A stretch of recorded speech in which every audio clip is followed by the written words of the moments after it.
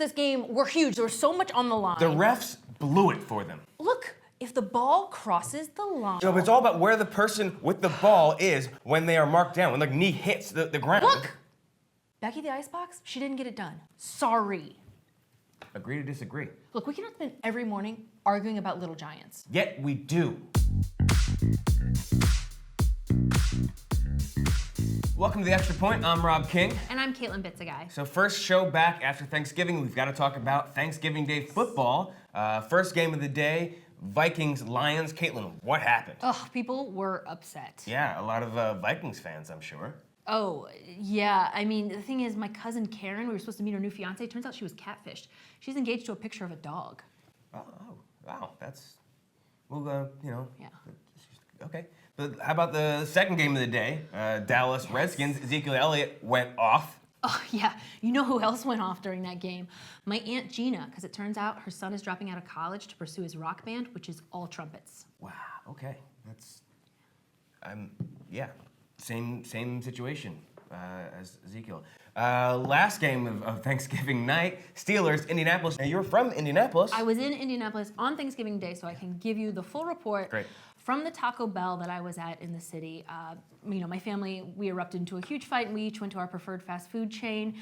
I can tell you at that Taco Bell, people were feeling very pro-Colts. Okay. Definitely rooting for the Colts over the Steelers in Indianapolis. Yeah, that's what you tuned in for. So,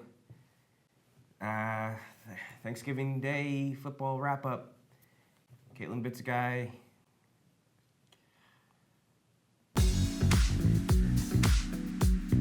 Time for the award ceremony, the Goodells. So let's just jump right into it. Who was the big winner this week? Who gets the Goodell? Well, it's going to the Baltimore Ravens, who beat the Cincinnati Bengals in the last few minutes of the game with a spectacular cornucopia of penalties. Now, this may be the best executed job of all time. Brilliant. I mean, you talk about tackling, holding. I mean, nobody can get loose. Nobody. They're so frustrated at this point, they're like, who cares? As crazy as that was, it was perfectly legal. Well, I mean, except for the 19 holding calls. Those were penalties, but, it was still an amazingly creative way to run out the clock. Borderline genius. So it got us thinking, we're kind of inspired. Like, what are other ways you could run out the clock? Like, maybe you bury the ball somewhere on the field, and while the other team is looking for it, oops, game over. Or you act like you're gonna sneeze just for 15 seconds, and you don't, though. Oops, game over. Or maybe pretend like you have a gun, like an imaginary gun, and you hold the ball hostage like this, and you're like, everybody down. And then, oops, game over. Or you hike the ball and you lift out of the stadium in a hot air balloon. Oops, game over. That's what we think. But how else could the Ravens have let the clock run out? Let us know in the comments below. And the bad deal this week goes to the Cleveland Browns, who are now 0-12. How does it feel to be 0-12, losers? Being 0-12 is probably the hardest thing ever. Yeah, I bet it does, Hugh. Especially when, in the latest loss, Odell Beckham Jr. uses LeBron James, your hometown hero's celebration, against you. How's that feel? Just, Rob, Hugh's super upset, so let's just chill out. No, maybe. absolutely. I'll just chill out. No, I won't, Hugh, okay?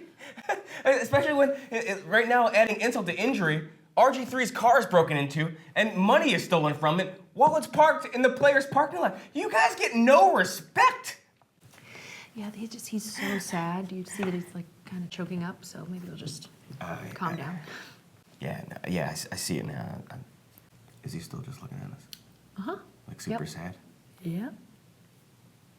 Sorry. And this week's wild card Dell is a wild Cardell, because we're giving it to Derek Carr, who left the field with an injury, then returned and won the game. It was pretty crazy. I heard he broke his jaw, had it wired shut, and then called all the rest of the plays with sign language. I heard he was knocked unconscious, and as the doctors tried to cart him off the field, he said, no, put me back in, and he completed the second half tied to a gurney. That's crazy, because I also heard that he broke his leg in the third quarter, but made a splint out of RG3's bones, and went on to rush for 6 touchdowns. That could be true, and I also heard that both of his arms were ripped off, but he still set a record for single-game passing yards. Oh my God. Guys, actually, it's just a pinky injury.